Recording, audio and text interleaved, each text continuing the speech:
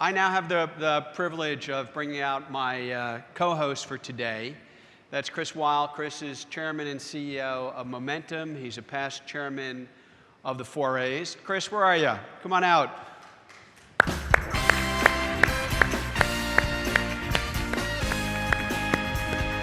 Welcome. Hey, Chris also just assumed another chairman's title. He was just named chairman of the 4A's High School Initiative. He's also the board of the 4A's High School Initiative, so Chris is actually chairman to himself. But Chris, just take a couple of minutes before we bring out the next panel. It's a really exciting opportunity. We're building for the future, and thanks so much for taking on that chairmanship. Thanks, Bill. I need another chairmanship. Exactly. Yeah, I'm back. Most of you thought I was gone for good last year. Real quickly, the reason that I'm co-hosting with Bill, but what I wanted to say real quickly before I bring out the next panel, is that if you remember, one of my big things as chairman was we were in the middle of a talent revolution. We need new talent for this industry. The 4A's has stepped up, and we are getting behind high schools in the New York area to bring the next generation of talent in here. And the reason I'm bringing this up is because I'm going to be reaching out to everybody in this room, and I'm going to ask you to get behind this. It is amazing. I have been down. We are on our second school. We have one in Brooklyn that has 350 students in it. We're just opened a new one in Manhattan. We've got our first class that is 100 students, and it's a 6-year program, 9, 10, 11, 12, and 2 years of college focused in studying on advertising and media. So think about it. In 5 years, we will have 1,000 students in the Manhattan area studying advertising and media. It is amazing, the passion these kids have. I had to get involved. And I'm going to need some help. When Bill said I'm chairman of the board, I'm chairman of me. There's nobody else on the board. So I'm going to need some help. So come up to me if you're interested in education, if you're interested in talent, you're interested in the next generation. Please come up to me this week, and I will be calling you because it's an exciting initiative for the 4A's. Thank you.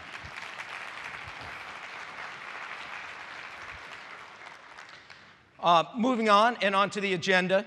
It seems like every other day another fast casual restaurant aspiring to be the next Chipotle comes about.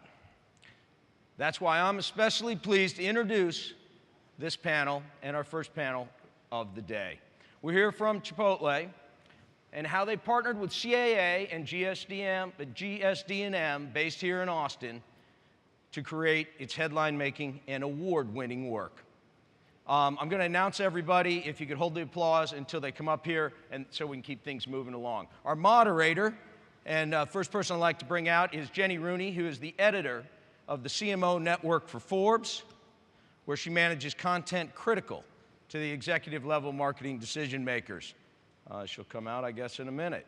Next, we have Jesse Coulter, the co-chief creative officer at CAA, whose work on this account was awarded, as everybody knows in this business, the first ever Cannes Lion Grand Prix for content and branded entertainment. Next, we have the man behind it all, Mark Crumpacker, the chief marketing officer and development officer. Basically, Mark was named Chief Marketing Officer, the first one in 2009. He now has not only all the marketing, but also all the facilities underneath him. So he's managing the total Chipotle experience. And then lastly, from GSD&M here in Austin, Jay Russell, the EVP and Chief Creative Officer. He's covered a lot of territory in his 18 years, but most recently, he led the pitch and the win for GSD&M to be BMW's lead agency. So let's welcome them all to the stage for what I know is going to be a very interesting panel.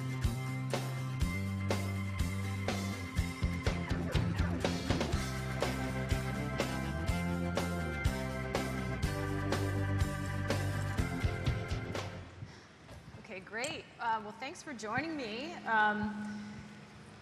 Jay, Mark, Jesse, Chipotle is nothing if not unconventional.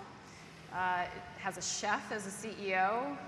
It has a former creative director as CMO, or actually we're going to talk about that later. CMO is actually not the correct title for Mark. And it's just probably one of the most unique, if not the most unique clients that I've ever come across in interviewing CMOs and talking to businesses. But we're going to get into all that. First, for a little sneak peek or a roundup of all the exciting work that Chipotle has done with its agency partners, we're going to show a short video. So if we could show that right now, that'd be great. In 1993, we opened the first Chipotle with a simple idea: that food could be served fast without becoming a typical fast food experience. By serving the highest quality ingredients rather than the cheapest. By preparing food by hand rather than serving processed menu items. And by hiring top-performing teams who provide an exceptional customer experience, we're changing the way people think about and eat fast food. And while most fast food companies advertise limited-time menu items and value price promotions, we have focused on marketing our mission and appealing to the wit and intellect of our customers. That's why we created a marketing program called Cultivate a Better World. It's designed to invite people on our journey to change the way food is raised, prepared, and served. We started by creating the Chipotle Cultivate Foundation. The foundation extends the impact of our marketing efforts by raising money used to support family farmers, protect the environment, and improve the lives of farm animals. Then we created the Cultivate Food and Music Festivals. Each year in cities around the country, more than 100,000 attendees alongside famous chefs, farmers, local artisans, and popular bands join Chipotle in cultivating a better world. Next, we launched our first foray into storytelling with the animated short film Back to the Start. I'm going back to the start. Viewed more than 8 million times online, the film became a viral sensation and ultimately the most successful campaign of the year. In 2013, we launched the SCARECROW, a game for iPad and iPhone along with a 3-minute animated film. Come with me and you'll be. The film and game allowed us to deliver a more detailed and engaging message to even more people. The SCARECROW created a powerful emotional connection with the public. Next, we entered uncharted marketing territory with an unbranded original comedy series that explores the outrageously twisted and utterly unsustainable world of industrial agriculture in America. Petropellet. You're feeding cattle petroleum? Side effects?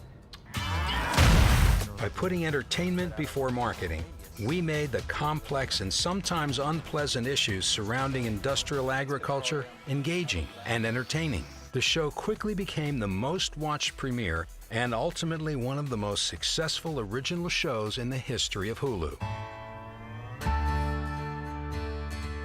We've proven that food can be served fast without becoming a typical fast food experience. But our journey is only beginning, and we have much more to accomplish. But in the end, it's really our customers powering this change, and they are doing it one burrito at a time.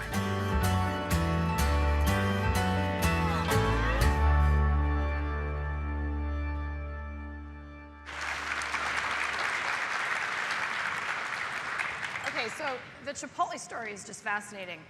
And I use that word story very deliberately because clearly we're going to be talking about the story of Chipotle here and how that comes to life, Mark, through your vision and through your work with your agencies. But also the story of how you work with your agency partners is unique and very fascinating. And we're going to get into that as well. Obviously, the theme of the conference is creativity and collaboration. So I think what we're going to kind of get into here is how you all work together. I mean, Chipotle is such a unique, as I said earlier, client.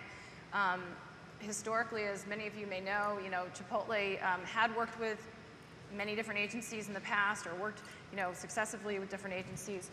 Mark, you at one point decided that, in fact, you wanted to bring all creative in-house and handle it yourself.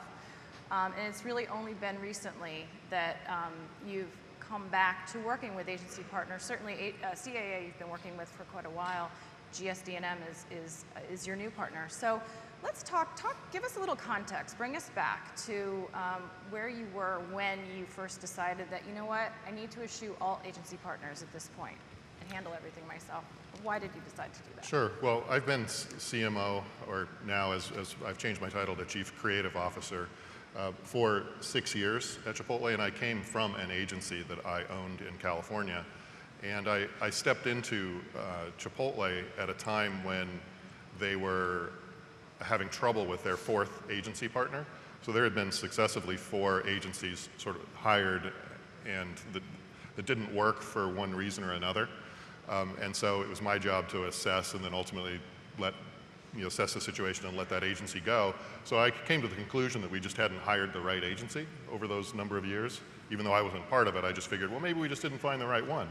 So I went out, and perhaps some of the people in this room were part of the 20 agencies I went to when I first took the role to find the right agency. And so I went through an elaborate process, boiled it down to 6, paid 3 of them to do a campaign. I really went for it and hired one that I thought was great and is arguably a great agency. And after a year, really didn't come up with the kind of work that I thought we should be doing.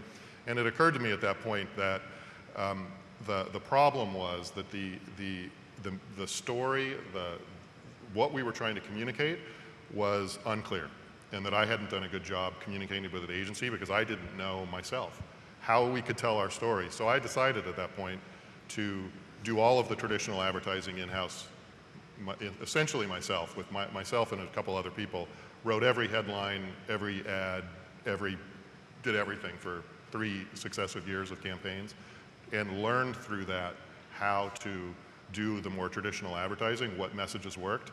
At the same time, I hired CAA very early on, not thinking of them as a traditional agency, which I don't think they are, in order to give me access to some additional creative thinking and talent to do non-traditional advertising. So I did basically both at the same time. And what you saw there is largely the result of the work that we did with CAA. During that time, we were also doing a lot of traditional advertising where I learned a ton about what works and what doesn't. So now we've come back about a year ago to the point where we're ready to work with an agency on the more traditional side of the business again, and that's why we hired CAA.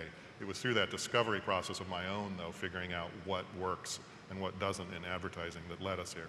Right, and in fact, as you say, you're a creative director yourself. You worked at Sequence, which was an interactive shop in, was it San Francisco? Several years ago. Sequence still does work for you all occasionally. So you came with that. I mean, I don't think there are very many CMOs who come with that kind of background. So clearly that's a shift right there. You said something about identifying the story and not having clarity around that. At what point did you have that clarity that you knew was sort of the vision that you needed to have and bring to your agency partners when you were ready for that? Well, it was basically what happened was I figured out, I went through perhaps what a lot of maybe other leaders of marketing and companies have done recently over the last several years, where at one point I figured we don't need traditional advertising at all. We'll do all this branded content and storytelling, and then, so you cut all the traditional advertising and focus on branded content or storytelling, which we did for a little while. But it turns out that it's a balance. So at Chipotle, we spend about 1/3 of our marketing on a lot of what you've seen here. We call it Cultivate a Better World. We spend another 1/3 on our traditional top of mind, which is largely outdoor, print, and radio, and another 1/3 on local marketing. And it took a while for me to figure out that it was the balance between all of these things that makes our marketing work. It's what makes it successful. If you take out any one of those components, all of our marketing performs much worse. And it just took basically years of experimentation to figure that out. And I think that's the biggest learning that I've had. Sure. Okay, so Jesse, CAA has been working with Chipotle for quite a while now, 5 years I think it's been. Yeah. So, I mean, you have done such incredible work. I mean, we saw some of it there, obviously. Back to the Start, the SCARECROW. Talk a little bit about, when this assignment came to you and you realized that, when you understood what Mark was looking for, what kind of an opportunity did that present to you? So when we first met Mark, it was Mark and Steve Ells, the founder of Chipotle, And they kind of told us a story, and I kind of given my consumer experience story where I didn't completely understand Chipotle, even though I've been going to Chipotle for years. And so that's where the conversation started, and our relationship, Mark knew that he wanted to try and tell a story through, through entertainment. And what we did was, it just became a really normal conversation back and forth. And that's, I think, the key to our relationship is Mark is a creative. There's not a lot of bureaucracy, there's not a lot of layers, and he's, he calls it like the creative compass. He knows where he wants to go and the issues he wants to address, and then we start to talk about how to tell that in the story, through stories, and then it becomes this like iterative process of really trying to figure out what is the story, what's the best way to tell this story. And it's just a very kind of normal relationship, which I think is the key to it. Yeah, absolutely. But it's different, there's both right now, but at a time when we see clients going to and historically we've seen agencies going to or clients going to their agencies for that creative vision, right? Specifically, they say, figure out what our story is, figure out what our creative strategy needs to be. That was taken off the table for you, right? I mean, Mark knew it. He had it. He knew exactly what he wanted it to be. Did you find that to be liberating or challenging? It's liberating. I mean, when the company, Chipotle is a great company, and it's really just figuring out the best way to tell that story. So that's what we spend our time trying to figure out. And right. And that's everything we do. It's not easy. It's not. It's no easier than anything other client that anyone's ever worked with. In fact, it's probably much harder. But everyone is running in the same direction, and we're trying to figure out the best story to tell. And it's just about trying to make it better and better and better, knowing that the media budgets aren't huge, and knowing that sometimes these stories can be, or the issues can be quite complex. And you're trying to figure out what's the best way to simplify that and make it something that people want to watch. And, right. and these issues are also, like when we first started off, they can be quite dry, or at least on the surface they're quite dry. So that's what it's like, how do you make that entertaining? Yeah. Well, Mark, you've actually even been quoted as saying, we're not an easy client for everybody. I mean, not everybody could work with us. I'm botching your words, but do you feel from your perspective, do you think you're a dream client, or are you sort of like exactly what agencies find challenging and yet are able to sort of realize the best of their creativity through this arrangement where you own the vision? Well, I suppose if you asked the 5 agencies that haven't worked out very well, they would not call us a dream client.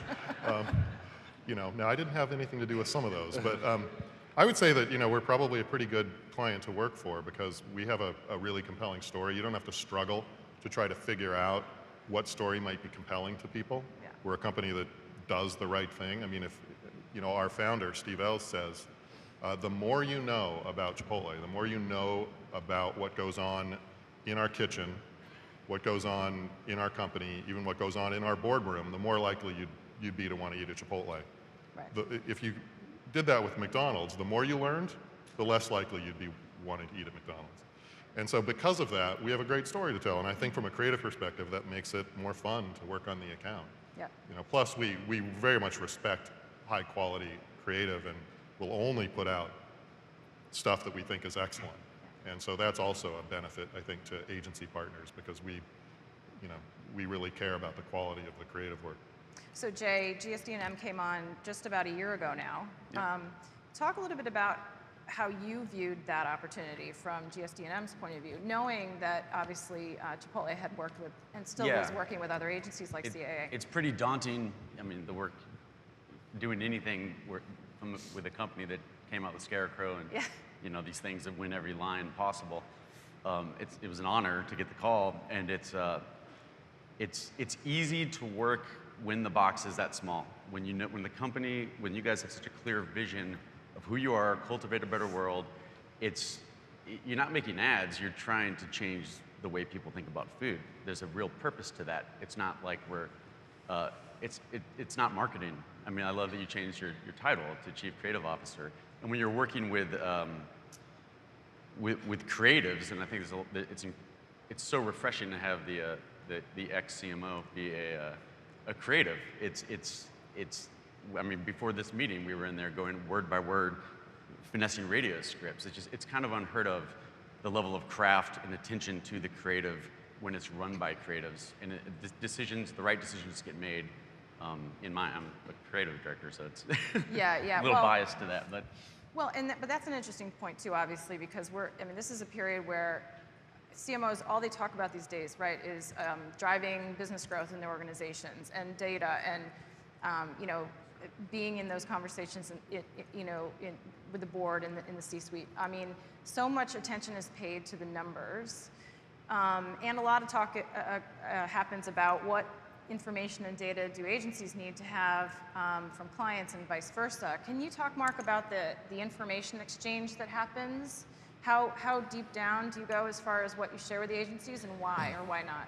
Yeah, we don't give our agencies any sales or performance data for the company. And that, I understand, is very odd. Apparently that's what you do, particularly in fast food, because most fast food companies are driving quarterly sales. They have an objective to drive a certain amount of traffic, and the whole industry is built on creating new menu items. I'm sure many of the folks in the audience here have clients who do this, and you need to, of course, advertise those menu items, and then you need to do that same promotion the same time the next year in order to get the sales spike at the same time so that Wall Street sees the right comp, which is what is measured on Wall Street for restaurants. And so we don't play that game.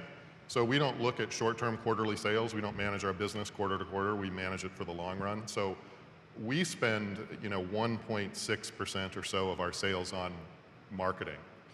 The average in the fast food industry is about 6%. So we have a tiny, tiny budget. Instead, we take those extra 4%, 4.5%, and we spend it on our ingredients. So our food costs are around 35%, which is, again, the industry average is around 27%. So the quality is better. So we've already made our commitment. We've already made the bed, and that is to say that our ingredients are better, and that's the story. Mm-hmm. So our marketing now, that's basically our marketing. Yeah. Is we spent it on better ingredients. So our marketing now, what I get to do is basically tell that story. Why is it better? And so we're investing in the long run. If there came the day where they came to me and said, hey, I need 10% sales next quarter, they'd just have to fire me. Yeah. How do you all feel about that? Jesse, is that a challenge not to have all that information, or does it, again, is it liberating? That's liberating. Yeah. To play the long game. And I mean, some of these projects we've done, we've turned around things in 3 weeks. We've also taken over 2 years to some of these things we've done. So that's nice, and we're not just trying to get something to boost sales in that quarter, and that allows you to kind of play at a much higher level. Mm-hmm. And I think another thing about that is just Mark was really patient with us in the very beginning, like really wanted us to understand the company, what the company was about. We didn't do a formal, there was no, as far as the pitch process, we never showed him work, and then he hired us as more kind of explained our approach and process and how CA works, and then we got into business, and then he spent a lot of time educating us, and we started to show work, and a lot of it was off, and he would kind of help us correct, and so that's I think more than anything is what when Mark being patient, educating us, creative directing us, that's what really makes the group want to stay up all night and figure this out. Yeah. And it's a people business, and the more you you respect who you're working with, and they inspire you, the harder you're going to work, and you really want to crack it. Sure. Jay, how do you feel about this concept of, I'm sure you've worked with clients where you've gotten a whole lot more information. Yeah, you nailed it with it's a marathon, and we've all got clients who it takes out the fire drills. It takes out when you have that North Star of what the company stands for, and what it is. Literally, we just have to retell that story in new and innovative ways every time. The story's not going to change. I mean, it will never change, and that's it. That's what's different about Chipotle from the advertising perspective, is we're not wondering, well, what are we going to do next fall? I wonder what there might be different ways in, and different, we can feature different things, but Yeah. we know what the North Star is, we know what the purpose of the company is, and it's not going to change. So it's all about the execution. You have to just deliver against the creative idea. With your execution, that's where the creativity comes into play. Mark, you were doing, this was working with CAA and your other partners. Why did you bring GSD&M on? Can you talk specifically about what the objective was there that, that you were looking Well, I mentioned earlier that our marketing's broken down into 3 categories Sure. roughly. This Cultivate a Better World marketing, which is the storytelling, our local marketing, which is about 50 people on the marketing team spread out around the country, and they help the restaurants market themselves. And then there's this third part, our top-of-mind marketing, and I don't think it's excellent. Certainly when you have just a small team like we did internally doing it, I think we learned a lot. We learned about kind of what we can say and what messages work and what don't. But it's not as strong, or it wasn't as strong as the other components, so we decided to go out and get an excellent agency to bring that up to the level of the other 2, and that's where GSD&M has come in. Now, they've only had a year so far, and we kind of tied their hands in the first campaign, so we're now just getting a chance to see what they're bringing to the table, but all indications so far are that it's going to be, well, it's already much better than the work that I was creating internally. Yeah. So, Jay, you and I were having a conversation earlier too, to Jesse's point, I mean, there was maybe a little bit of a learning curve as far as, kind of understanding the proposition of the company, and yet you were sold. But what kind of, was Mark patient with you as well, and was there sort of that, ability, that communication period where he was trying to explain to you very... Yeah, I mean, we were joking about it before this, that we're still in our learning curve in the vocabulary of Chipotle, and there's certain, it's a very nuanced world when you're talking about additives and chemicals, and like we screw up on a regular basis, but like even today there's a script and it's like, no, it's not hormone free. Everything naturally has hormones in it. So we're learning, and yet beyond patient, so much so that it's like, here's my phone number, call me if you have a question. Right. And we'll just jump right in. So it's been. All right, so how did the agencies work together? Break it down. Like, do you guys, how often do you have meetings? Do you have meetings? Like, what kind of communication is happening among the agency partners so that you're all on the same page? The biggest difference to me is, in dealing with a lot of clients, is that these guys, they herd the kittens, and usually it's the ask of a CMO or a client, hey, there's 20 partner agencies, can you kind of go figure it out? And that's, then it gets into a land grab. It's like, well, we're gonna get the media, and it becomes a different environment to work in. And I would say that when we go up there, and then again, we've only been doing this for a year, but Chipotle, Mark will ask, here's the problem we have, I want your thinking on it. And we'll go away, and it allows the freedom. It's more of a creative approach, and we'll come back in and like, here's 10 ideas we have to solve this particular problem. Here's our thinking. And they will take that, and then CA will do the same. And then they will go back and disseminate the feedback based on that. So it's like, it's really owning the process, which most clients don't do that. Mark, can you comment on that? Yeah, we tend to write fairly unusual creative briefs in a lot of cases, where we'll include design work of our own in the creative brief to give to the agencies to say, look, here's some thoughts we had on how this might look in a mobile app, or this is just, we visualize some things even before we give them out to the agencies, which I find to be useful because that narrows in then all this. It just helps because we all communicate visually. So our creative briefs to our agencies are very, well, I imagine most CMOs don't do creative briefs. They probably just do RFPs or something, or project briefs or something, but we tend to do creative briefs where we're explaining exactly what we want and then hope that the agency partners make it better. And we often do multiple briefings where we're briefing them all at the same time on the all at the project. same time, yeah. Or at least on the same day, maybe not in one giant room. Right. Yeah. So Jesse, when you heard that GSD&M was hired, was there a little bit of, what, why? Or were you skeptical, or were you quizzical, or did you feel like, well, this is good because it sort of fulfills the need that we're not, that's not our assignment right now? I mean, Mark was very open with us that he was looking for another partner, and so it's never been weird, and that was always something that he said he was doing, and that's not really what our specialty is, and something we spend time thinking about. So it makes sense to us, and we're totally supportive of that. Yeah. And then meanwhile, Mark, you also have quite a robust in-house market creative organization, for lack of a better word. Can you just talk about the kind of talent that you have in-house and how they are working with your agency partners as well? Yeah, I mean, we have, roughly, I should know this, but I don't, somewhere around 70 or 80 people on the marketing team.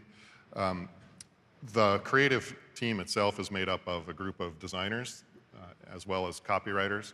And we have somebody, we have somebody on our team whose title is brand voice lead.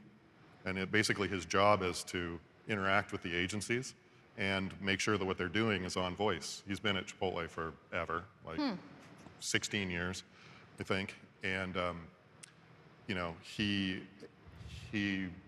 has a real good sense of what feels right for the brand, and that's kind of his job, is to interface with the agencies to make sure that what they're saying matches our tone. Yeah.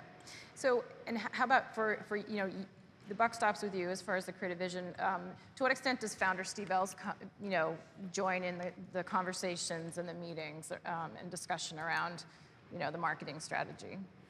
Well, Chipotle's got a very, very lean management team. So Steve is off. We have 3 brands now. Chipotle, we have an Asian version called Shop House, and a pizza concept called Pizzeria Locale.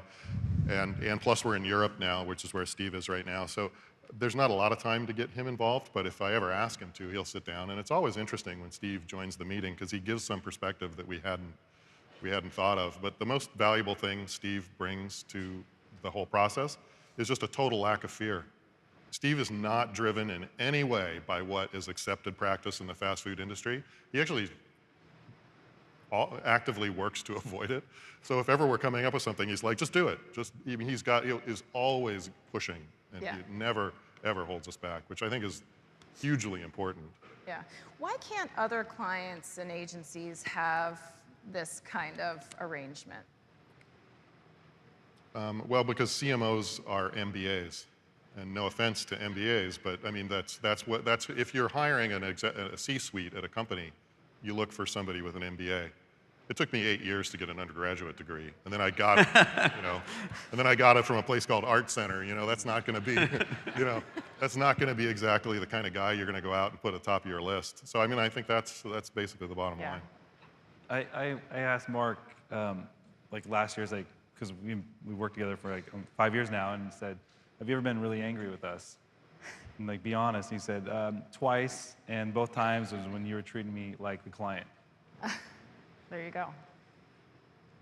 Jay, thoughts? I mean, like I said earlier, it feels more like brainstorming sessions with fellow creatives as opposed to a presentation. And it just cuts out so many layers of meetings, and just meetings that are meetings for meeting's sake. Is every meeting we go to, it's about the work. So it's always focused on the idea, as opposed to okay, deadline, it's always on point. And it's just refreshing to have that. Okay, so advice for the folks in the room. I mean, what's replicable? What can other people try to implement? What's the magic of this arrangement? I think one thing is making sure to get your clients to own the process when there's multiple agencies. I think that's key. I think otherwise it becomes a land grab, like I said earlier, and it's that's why they have multiple agencies. They owe it to themselves and to all of us to run that process, but it's so rare that it actually happens. They assign a lead agency, and then there's that right there. There's a lead agency that makes everything uneven, and it makes it it's not fair. It's not about the work. Yeah. It's about power. All right. So what's some new creative work that we can expect to see from these 2 agencies upcoming? Can we expect to see some more branded entertainment from CAA? Mark can answer that. Well, we've had a lot of success with our marketing, and we've been talking over the years about where our ingredients come from, how our meat's raised without hormones, without antibiotics, the local produce, organic produce, dairy raised on pastures, and it's been so successful that lots of other companies are copying that. Yeah. Just the other, in some cases legitimately.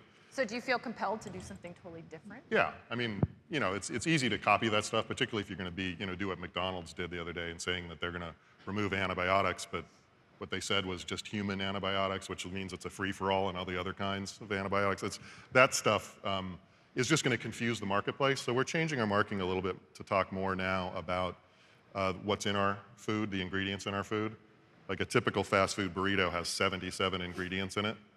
There aren't 77 ingredients in our entire company, and none of them are chemicals like that. So we're going to be talking more about that. There is another short film in the works. There's another scripted series in the works. There's another new ad campaign in the works. And for GSD&M, we can expect to see some work upcoming as well? Mm-hmm. In addition? Okay. Well, great. Well, listen, we're out of time. Thank you all so much. Jay, Mark, Jesse, thanks for joining me, telling the Chipotle story. Thanks. Thank you.